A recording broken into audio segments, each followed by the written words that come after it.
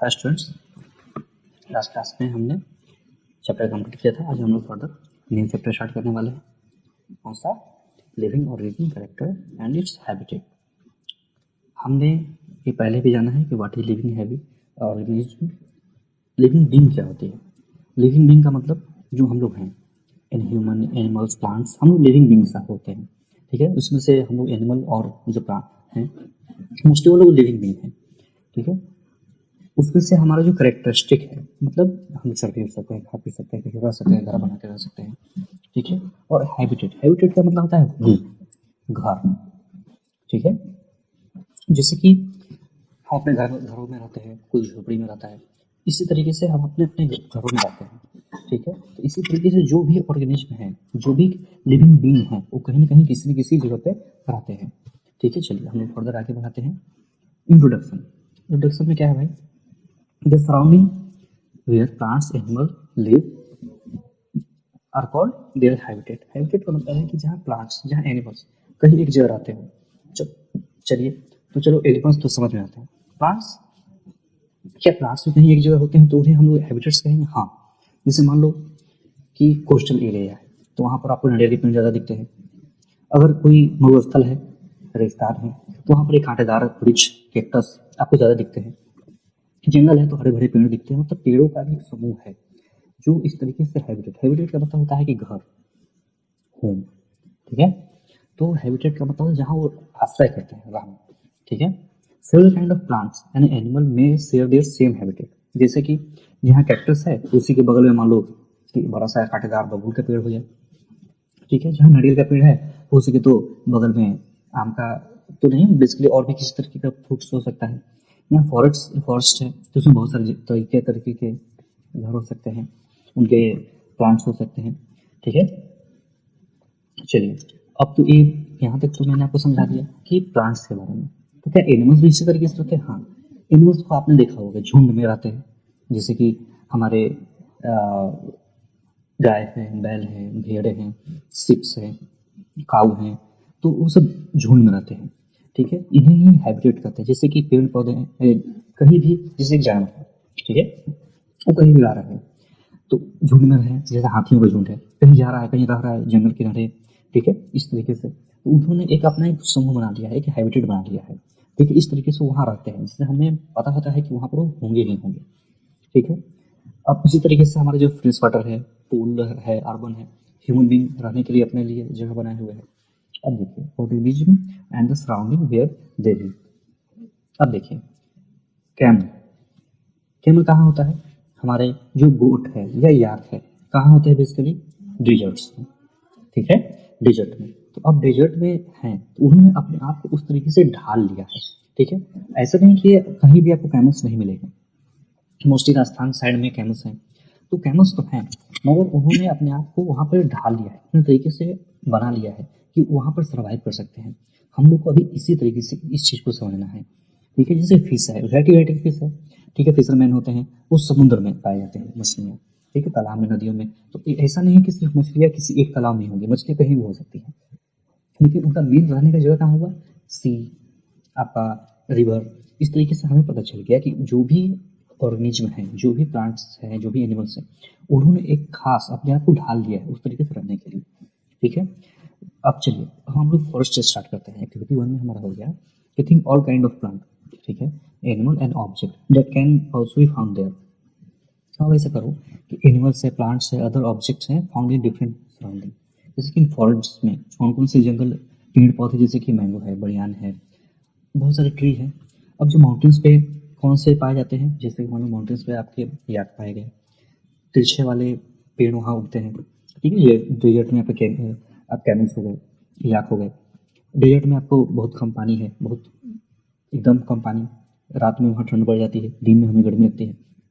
इस तरीके से यहाँ कुछ एनिमल्स पाए जाते हैं जो सिर्फ यहीं पाए जाते हैं, जैसे कि कैक्टस, कैमल। ठीक है, माउंटेन्स पे आपके मान लो कि बर्फीला है या नहीं है, तो उस तरीके से माउंटेन्स पे तरीके तरीके के फूल पौधे, जैसे कि आपका एप्पल, माउंटेन्स पे ही पाए जाते हैं। ठीक है, सी में हमें फिश मिल गया, सी से फिश मिल गया, सॉल्ट मिल गया। तो चलिए, सॉल्ट तो कोई एनिमल नहीं है, लेकिन ऑब्जेक्ट भी फाउंड हुए तो सॉल्ट भी उसमें कंसिडर हो गया, प्लांट हो गया, सारे सी प्लांट बड़े बड़े एल्गी, इस तरीके से। ठीक है, तो हमने क्या देखा कि एक फॉरेस्ट में उसमें बहुत तरीके के एनिमल्स हो सकते हैं, उससे बहुत तरीके के प्लांट हो सकते हैं और अदर ऑब्जेक्ट भी हो सकते हैं, जैसे कि लकड़ी हो गया। ठीक है, तो इससे हमें ये समझ में आया कि कोई भी एक फॉरेस्ट है तो उसमें कुछ खास तरीके के उसमें एनिमल्स, कुछ खास तरीके के पेड़ पौधे होंगे। उस तरीके से जो माउंटेन है उन्होंने अपने आप को उस तरीके से ढाल लिया है वहाँ रहने के लिए। ठीक है, अब चलिए, हैबिटेट एंड एडेप्टेशन मतलब हमारा घर और उसमें रहने के तरीके। जैसे कि सी वाटर है, उससे प्लांट और एनिमल सराउंडिंग होते हैं, जिससे उनका वाटर सॉल्टी होता है। Most of them use as a dissolve in water, dissolve air को ही इस्तेमाल करते हैं। जैसे कि हमारा फिश है जो अगर पानी में है, ठीक है, या हमारा मोस्टली और भी है, जैसे घड़ियाली लोग तो बाहर चले आते हैं, मगर जो वेल है, जो हमारा और भी बड़े बड़े जो क्रिएचर हैं जो वाटर में सी में रह रहे हैं, वो क्या करते हैं कि डिजोल्व ऑक्सीजन का इस्तेमाल करते हैं। डिजोल्व ऑक्सीजन क्या बोला है, गौर से समझिए। जो पानी को गर्म करते हो, ठीक है, गर्म करते हो तो वाटर वेपर बनता है। ठीक है, वाटर वेपर, इसका मतलब जो वाटर का मॉलिक्यूल है बड़े बड़े, उसके बीच में एयर ट्रैप होते हैं। ठीक है, एयर उसके अंदर छुपे हुए होते हैं। ठीक है, और इस तरीके के एयर को ही हम लोग डिजॉल्व एयर कहते हैं। इसी के बेसिस पे जो मछलियां हैं इन्हें ही अपने गिल्स के थ्रू इनहेल करती हैं और वो जिंदा रहती हैं। ठीक है, फर्दर मैं इसी चैप्टर में आपको समझाऊंगा। ठीक है, देयर भी little there very little water available in desert. Desert में मैंने क्या समझाया कि बहुत ही कम पानी है, लेकिन फिर भी दिन तो दिन में यहाँ बहुत गर्म होता है, रात में उसी तरीके से यहाँ ठंड होती है। अब हमने क्या देखा कि जो जो मछली का फीचर है वो कहाँ रहने का है, पानी में, और हमारा जो कैमल का फीचर कहाँ है, सर्वाइव करता है डेजर्ट में। इसका मतलब जो मछली है उसको आप डेजर्ट में नहीं छोड़ सकते हो, और जो कैमल है उसको पानी में नहीं छोड़ सकते हो। उन्होंने अपने आप को ढाल लिया है उस तरीके से। इसी प्रोसेस को हम लोग क्या कहते हैं, एडेप्टेशन। डेफिनेशन क्या हुआ, the presence of specific features, उनके पास स्पेसिफिक फीचर है और सर्टेन हैबिट्स, कुछ हैबिट्स है। जैसे कैमल है कि एक बार पूरा पानी पी लिया, 10 घंटे पानी पीने की जरूरत नहीं है।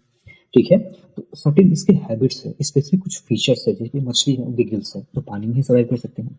Enable an organism to live naturally, इन्हें क्या कहता है कि इन्हें नेचुरली उस जगह पर रखने के लिए एक एक तरीके से आप कह लो कि सुविधा उनके लिए प्रोवाइड करता है। ठीक है, इसे ही एडेप्टेशन कहते हैं। जैसे कि आप एक छोटे से घर में रह सकते हो, एक बड़े से महल में रह सकते हो, लेकिन आप छोटे से घर में हो तो आप यहाँ क्या कर रहे हो, आप अपने आप को आपने एडेप्ट कर लिया इस जगह के हिसाब से। नहीं तो मैं अभी आपको उठा के लेके चलूँ एक बड़े से बंगलों में, आप वहाँ पे रह लोगे, और आप छोटे से घर में भी रह रहे हो, या कोई रहता हो आपके फ्रेंड या जो भी, इसे ही एडेप्टेशन कहते हैं कि किसी भी परिस्थिति में वहाँ रह रहे हैं। ठीक है, the place where organism live is called habitat, जहाँ पे जो भी ऑर्गेनिज्म है, जैसे कि पेड़ पौधे, ह्यूमन बीइंग, एनिमल्स, उसे ही हम लोग हैबिटेट्स कहते हैं। ठीक है, habitats means dwelling place, a home. ठीक है, एक ड्वेलिंग मतलब क्या होता है, रहने की जगह। ठीक है, तो इसे याद रखेंगे, एक टर्म को एग्जाम में आपसे पूछ सकता है, ड्वेलिंग प्लेसेस क्या होता है, तो इससे हम लोग क्या कहेंगे, home. The habitat provide food. अब जरा गौर से देखिए, हैबिटेट हैबिटेट मैं बोल रहा हूँ बार बार, घर घर, आखिर घर घर क्यों है, हम लोग एडेप्टेशन क्यों कर, एडेप्टेशन क्यों हो रहा है। ठीक है, तो इसमें हम लोग समझेंगे कि ये हमें food, water, air, shelter and other needs हम लोग को प्रोवाइड कर। जैसे कि हमारे अपने घर में देख लो, अपने घर में हमें खाना मिल रहा है, हमें पानी है, सांस लेने के लिए हवा है, और छत है, शेल्टर है। तो इस तरीके से एक हैबिटेट का मतलब क्या है, एक घर का मतलब क्या है, एक घर का मतलब है कि जहाँ पर हमें खाना मिल रहा है, ठीक है, जहाँ पर पानी है, जहाँ पर हवा है, जहाँ पर हमारे रहने के लिए घर है, जगह है, उसे ही हम हैबिटेट कहते हैं। जहाँ ये सारी सुविधाएं मिलेगी किसी भी एनिमल को, किसी भी प्लांट को। ठीक है, जैसे several kind of plants and animal live in the same habitat. जैसे कि आम का पेड़ है, घास है, पौधे हैं, या मान लो कि डियर हैं, हॉर्सेस है, काऊ हैं, सिप हैं, तो ये एक जगह रहते हैं और धीरे धीरे अपने आप को उस तरीके से ढाल लेते हैं। और वहाँ रहते ही क्यों हैं, क्योंकि वहाँ उन्हें अच्छा खाना मिल रहा है। जैसे मान लो घास है तो सिप जहाँ भी जाते हैं वहाँ उनको घास चाहिए होता है। वाटर, एयर, शेल्टर, रहने के लिए मान लो कि बड़ा सा एक पहाड़ के नीचे कटिंग कर दिया गया तो उसके नीचे छिपे हुए हैं। ठीक है, the plants and animal live on land are called the terrestrial habitats.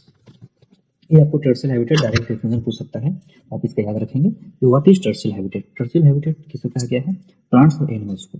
ठीक है, live on the land are called terrestrial habitats. इसमें आपको समझ निकलेंगे। ठीक है, अब आ जाइए, कैमल्स का क्या है उनका सराउंडिंग, वो रहते हैं आपके डेजर्ट में, ठीक है।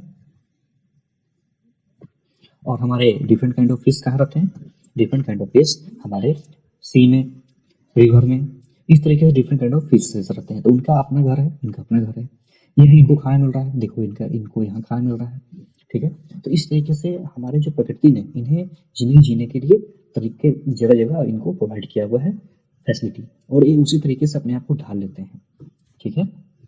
चलिए अब आ जाइए एक्वेटिक हैबिटेट। एक्वेटिक क्या होता है, एक्वा का मतलब क्या होता है, देखिए जो पानी में रहता है उससे हम लोग एक्वा कहते हैं।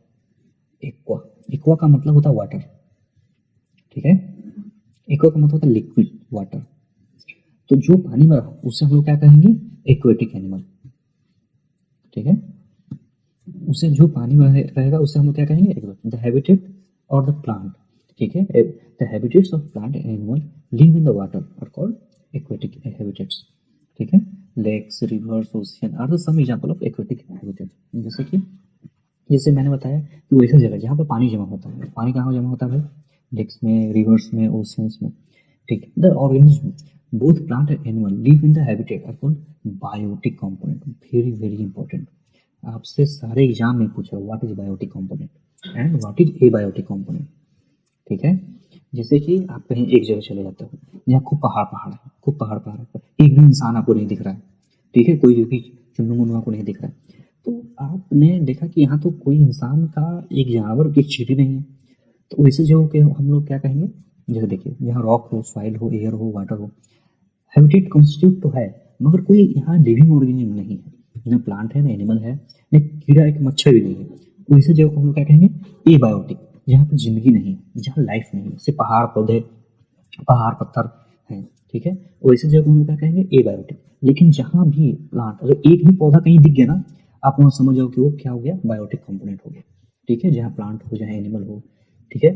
तो इस तरीके की जगह को हम लोग क्या कहेंगे, बहुत बहुत इंपॉर्टेंट है, आप इस दोनों टर्म्स को याद रखें, डायरेक्ट आपके एग्जाम में पूछेगा, ठीक है। चलिए अब आ जाइए एक्टिविटी 2, बहुत ही अच्छा सा, ठीक है। इससे आप समझेंगे कि अगर किसी के अंदर लाइफ है, मैंने आपको बोला लिविंग ऑर्गेनिज्म, ठीक है, आप सुन लिए, आपने विश्वास कर लिया कि सर ने बोला, मैं तो जानता हूँ कि लिविंग है, नॉन लिविंग है, मगर आप किसी को विश्वास मत करो। क्यों? क्योंकि अगर आपको मैं समझाता हूँ, देखो लिविंग ऑर्गेनिज्म का मतलब क्या था, समझाया था हमने, वैसा चीज जो खाना खाता है, ठीक है। तो खाना तो सब कोई खा रहा है, तो भाई प्लांट, हम लोग तो मूव करते हैं, तो प्लांट तो मूव नहीं करता है, तो प्लांट तो लिविंग नहीं हुआ उस हिसाब से, ठीक है।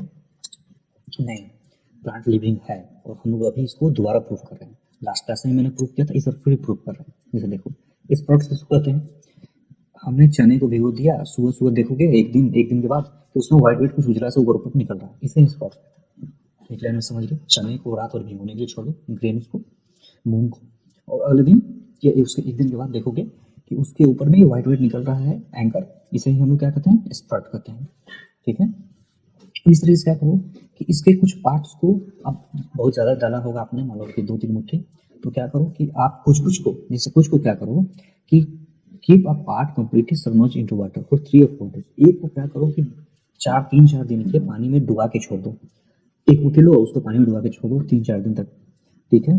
Do not disturb the dry seeds and be submerged in water, उसको कोई छेड़छाड़ मत करो और उससे पानी में 2-3 दिन के लिए छोड़ दो, 3-4 दिन के लिए, ठीक है। दूसरे क्या करो, कुछ अगले मुट्ठी को क्या करो, keep one part of the soak seed, एक तरीके जो आपने पानी में भिगोया है उस चने को ले लो और सनी रूम में रख दो, एक ऐसा रूम जहाँ लाइट आता हो, ठीक है, और उसको उस वहाँ ले जाके छोड़ दो। और दूसरे में क्या करो कि एक को बंद कमरे में एकदम कार्डबोर्ड से पूरी तरीके से पैक करके, कवर्ड जैसा जगह है ना जहाँ पे आपका अलमीरा हो, गोदरेज हो, उसमें जाके उसको रख दो, ठीक है, उस एक मुट्ठी चने को।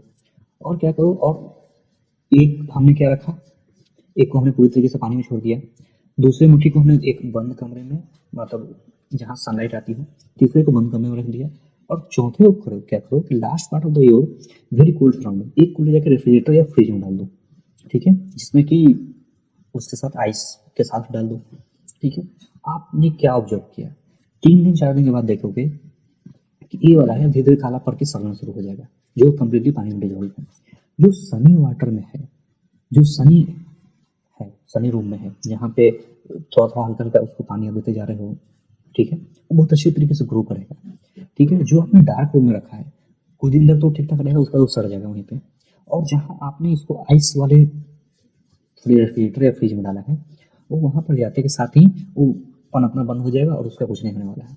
तो सिर्फ और सिर्फ एक ही इसमें से सर्वाइव करेगा, कौन सा? जो हमने एक सनी रूम में रखा था। इससे हमें पता चल गया कि प्लांट को सन की आवश्यकता है। ये अपना खाना, अपना फूड सन के प्रेजेंस में ही बनाता है। इसका मतलब कि वो अगर नॉन लिविंग होता तो उसको सन के प्रेजेंस से कोई फर्क पड़ता था? नहीं पड़ता था। क्या एक स्टोन है, ठीक है, एक स्टोन है, उसको आप रूम में रखो, बाहर रखो, धूप में रखो, क्या उससे फर्क पड़ने वाला है? नहीं पड़ने वाला है। मगर एक प्लांट को हुआ, एक चने की ग्रेन को हुआ, बस adaptation does not take a place in short time because abiotic factor of a region also change very slowly. अब जैसे कि मान लो कि बंद कमरे में कबर्ड में आपने तो चने को रख दिया था, ठीक है, मगर इतना जल्दी नहीं है कि वो एकदम तुरंत से आपका ये होने लग जाए कि चलो भाई हम जल्दी से ग्रो कर जाते हैं। नहीं, वो कहीं ना कहीं से उसको सनलाइट चाहिए चाहिए सर्वाइवल के लिए। हमने लास्ट क्लास में फोटोसिंथेसिस समझा है। फोटोसिंथेसिस में क्या होता है कि हम लोग सन के प्रेजेंस में हमारा जो प्लांट है वो क्या बनाता है? खाना बनाता है, ठीक है। तो यहाँ तो बिना सनलाइट के खाना बनना ही नहीं है, और फ्रिज में, एसी में कहीं भी रख दो तो उगेगा ही नहीं, ठीक है। तो हमारा जो एडेप्टेशन है, जो एडेप्टेशन एनिमल्स हैं, प्लांट हैं, हम लोग खुद हैं, देखते हो जब ठंड आती है तो हमें बहुत ज़्यादा ठंड लगने लगता है, गर्मी आएगा तो बहुत जल्दी ज़्यादा गर्मी लगने लगता है। यही चीज़ है, ठीक है। एडेप्टेशन बहुत स्लोली होता है। चलिए हम लोग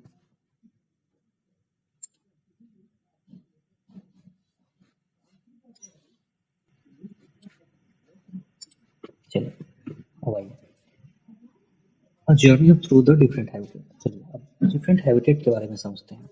सम टर्सिल हैबिटेट। टर्सिल हैबिटेट हमने क्या समझा था?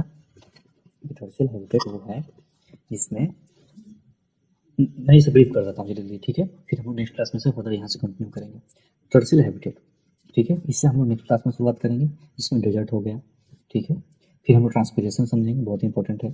फिर माउंटेन रीजन समझेंगे, ग्रासलैंड समझेंगे, ठीक है। फिर तरीके तरीके के और भी जानवर हैं, प्रे किससे कहते हैं, ठीक है। फिर ओशियन एक्वेटिक हैबिटेट्स के बारे में समझेंगे, पॉन्ड्स एंड लेक्स के बारे में समझेंगे, ठीक है। Characteristic of organism, living non living, मैंने तो अभी समझाया लेकिन एक बार फिर से ब्रीफ कर दूंगा, ठीक है।